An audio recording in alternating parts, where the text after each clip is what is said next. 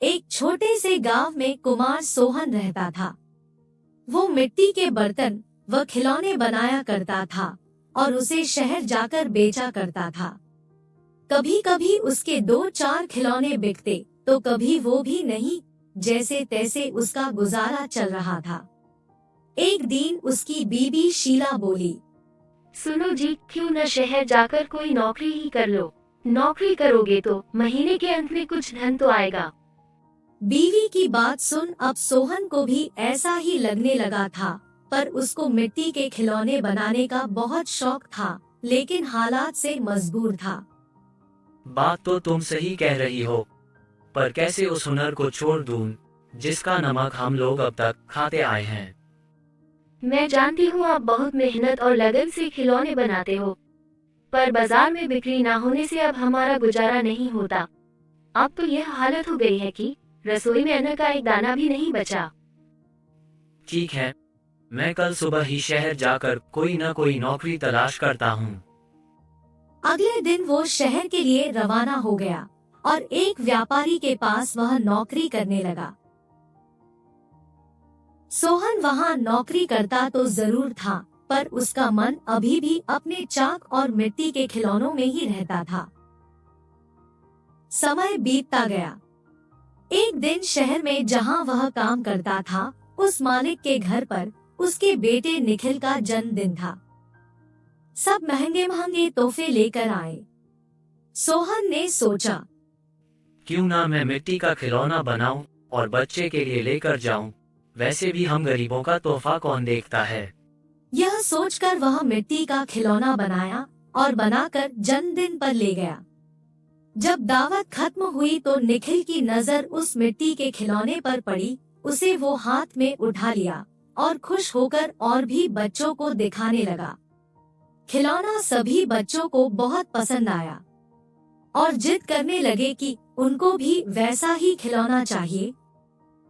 यह सब देख सभी मेहमान एक दूसरे की तरफ देखने लगे और एक ही बात पूछने लगे, अरे वाह, इतना शानदार तोहफा कौन लाया है? इतना महंगा तोहफा ये किसने लाया होगा? ये खिलौना तो शायद आपका नौकर सोहन लाया है। इतना सुनते ही सब हैरान हो गए। सभी एक दूसरे का चेहरा देखने लगे। तभी मालिक बोला, सोहन सोहन तो बहुत गरीब है, इतना महंगा खिलौना कहाँ से ला सकता है? हाँ, मैंने देखा है, ये खिलौना सोहन ही लाया है। ठीक है, सोहन को बुलाओ, उससे पूछो कि ये खिलौना वह कहाँ से खरीदा है। वहाँ सोहन आता है और सब उसी के तरफ देखते हैं।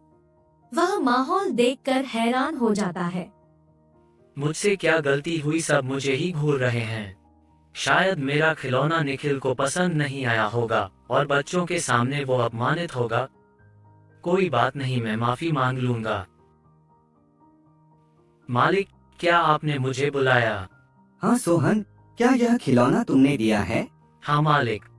तुम यह खिलौना कहाँ से लेकर आए हो और इतना महंगा तोहफा तुम लाए कैसे? इतना सुन सोहन मन ही मन खुश होता है और मुस्कुराते हुए बोलता है, माफ कीजिएगा मालिक, ये कोई महंगा तोहफा नहीं है, यह मैंने खुद बनाया है। गांव में यही खिलौना बनाकर मैं अपने परिवार का गुजारा करता था, लेकिन इससे अब घर नहीं चलता, इसलिए आपके यहाँ नौकरी करने आया हूँ। अरे वाह, तुम क्या अभी है खिलौना बना सकते हो? और सभी बच्चे को तुम्हारा खिलौना बहुत पसंद आया है, इन्हें भी ऐसा ही खिलौना चाहिए। सोहन खुश होकर बोला, हाँ मालिक, बिल्कुल बना सकता हूँ। जब कल मैं आऊँगा तो खिलौना बनाकर लेते आऊँगा। अगले दिन सोहन ने शानदार रंग बिरंगे खिलौने बना कर दिए। यह देख मालिक ने सोचा, क्यों ना मैं खिलौने का भी व्यापार करूं। वह अपने बीवी से बोला, सुनीता, सोहन खिलौना बहुत अच्छा बनाता है, उसे खिलौना बनवाकर शहर में उसका भी व्यापार कर लें।